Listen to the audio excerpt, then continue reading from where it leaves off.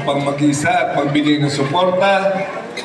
Magandang gabi po at maraming salamat sa oras ninyo. Hindi na po ako magtataka na tuwing eleksyon ay lumalabas po ang mga paniki sa kuweba. Alam niyo na kung ano yung ibig sabihin ng paniki. Wala pong ginawa kundi ang manira, mag-post ng mga minsan personal na hindi na tama. Kahit karamdaman ng isang tao, katulad ni Cap Mario, pinopost pa nila. Tama po ba yun? Alam naman po natin kung sino ang nasa likod niya. Tama? Kung ang tawag niya sa akin, ano tawag niya sa akin? Jollibee. Hindi ko naman po pwedeng tawagin na yung kaaway niya, si McDonald. Hindi naman pwede. Kaya, Eti na lang. Hindi po ba? Sa loob po ng 11 taon, may nangyari po ba sa bayan ng Bulacan? Kayo ang nagsabi niyan, ha? Diba? Ang sabi nilang magkapatid, itatama daw po nila ang mali.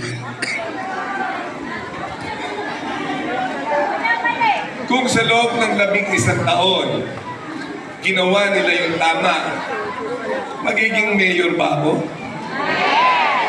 At hindi ako luko-luko para tumakbo at labanan sila.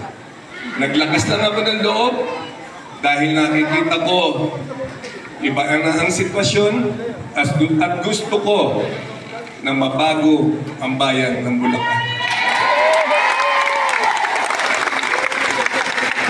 Hindi po natin maiiwasan, sigurado kayo, na may mga kasama tayo na taga-kabila. Tama? Pero welcome po kayo dito, mag-enjoy po kayo, dahil ito yung tamang focus. Ito yung focus na may pagmamahal, focus na may plataforma, at higit sa lahat, focus na hindi naninira, pawang katotohanan lamang at depensa lang ang ginagawa ng inyong lingkod at ang aking mga kasama. Hindi po katulad ng focus sa kabila ngayon. Bilisan na po ako sa bayan ng Bulacan at titigil na po ako sa pagsisilbi sa inyo. Tama po? Bakit kaya? Doon ako nagtataka Maganda ang ginagawa. Hahanapan ng butas.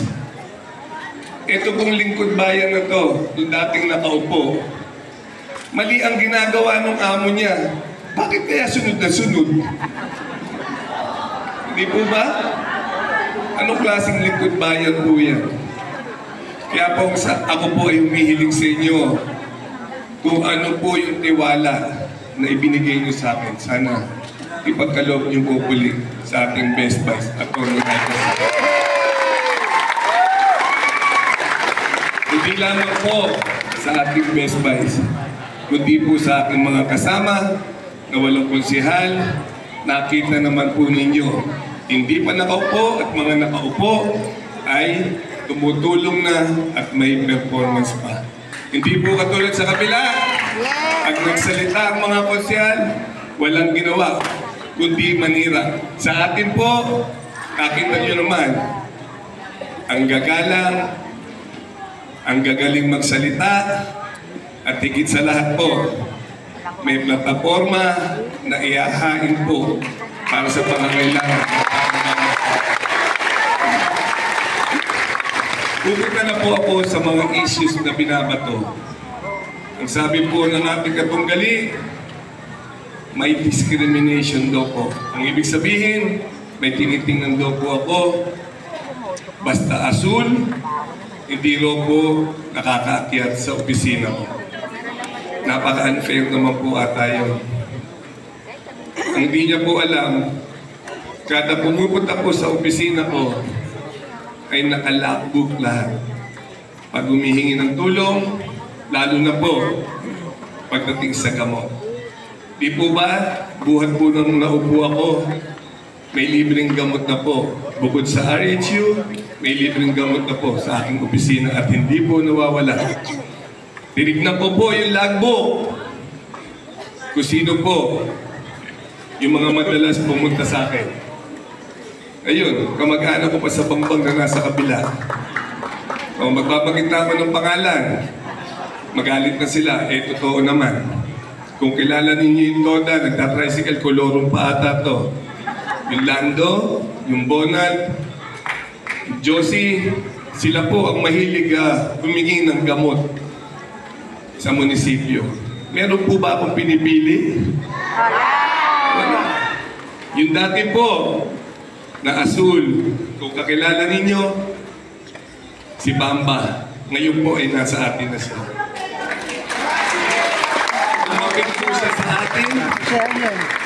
Lumapit po siya sa atin. Siya po ang hermana po ng pistang pasasalamat po sa barangay namin sa Bangba.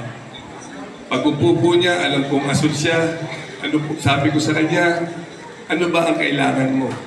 Mayor, sana matulungan mo ako sa mga papremyo. Siya makapagpapatunay. Hindi ako nagdalawang salita, hindi ako nagdalawang isip. Ang sabi ko sa kanya, huwag mong isipin yan, huwag mong alalahanin yan. Ako na may sagot niyan para hindi ka na mamroblema. Bukod po sa akin, sa kada purok po, nagbigay din po ang ating best buys at ang lahat po ng mga konsehal na to. Yung po ba yung tinatawag ng diskriminasyon? Baka po nung panahon niya, may diskriminasyon. Kung naaalala ninyo, tuwing sasapit ang Pasko, ilan ang pinamimigay niya? Napamaskong handog, 5,000? Sino po ang binibigyan? Kaalyado. Sa aking panunungkulan, lahat po ay nagkakaroon buhat ng 2019, dinideliver pa sa bahay. 32,000 families po ang nagkakaroon at wala po tayong pinipili. May mga nagpo-post, wala daw po sila, sinungaling sila. Tama? Andiyan po yung isang kasama natin, yung dating Pangulo ng Pilak, si Presley. Bakit po nandito siya ngayon? Kasi po, nakita niya po ang pamamalakad ng inyong lingkod. Nakita niya po kung paano tayo tumulong sa tao. Kanina po, ang sinasabi nila, hindi ko po hinakap yung mga seniors. Mamaya po, pinaliwanag na po ni Attorney Aina po. At sino po ba? Kung napakadami po nating pondo sa munisipyo, yun po ang pangarap ko. Magkaroon po ng lahat ng senior ng benepisyo. May project po ba siya na pondo ng LGU na binibigay sa mga senior, katulad po ng sa national? Yung po kasi sa national, wala po akong power na ibigay kung kanino eh. Yun po ay nanggagaling sa national. Kaya po ang naisip ko, mag-replicate po ako. Mamaya po ipapakita sa video po. May maikling video po ako sa inyo. Kagaya po na nabanggit ko, tatama raw po nila yung mali. For 11 years, nabanggit ko na kanina. Kung naging tama ang ginawa nila, wala po ako dito, sigurado. Kaya po, sana po, may maikli po akong video presentation. Ito po yung mga proyekto ko. Kung papalarin po ako at papalarin po kami lahat, ito po ay ating ipatutupad para po sa 2025.